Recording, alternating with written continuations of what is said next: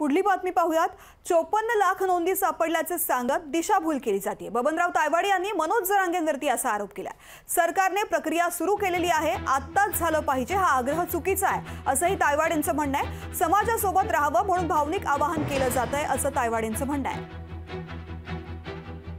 54 लाख लोकांचा आकडा सांगून मराठा समाज आणि ओबीसी समाजाची दिशाभूल आंदोलनकर्त्यांकडनं होत आहे असं मला वाटतं। आणि दुसरी गोष्ट की ह्या ज्या 54 लाख नोंदी सापडल्या म्हणतात, ह्या 13 प्रकारचे कागदपत्र तपासून सापडलेले आहेत। आतापर्यंत 13 पैकी फक्त 2च कागदपत्र ग्राह्य धरल्या जात होते, महसुली कागदपत्र आणि शैक्षणिक कागद।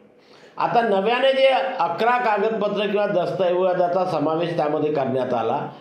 या 11 प्रकारच्या दस्तऐवजाच्या ऑथेंटिसिटीबद्दल जोपर्यंत राज्य सरकार शासन निर्णय काढत नाही, राजपत्र काढत नाही, तोपर्यंत प्रशासकीय अधिकारी तशा प्रकारचे प्रमाणपत्र निर्गमित करू शकत नाही।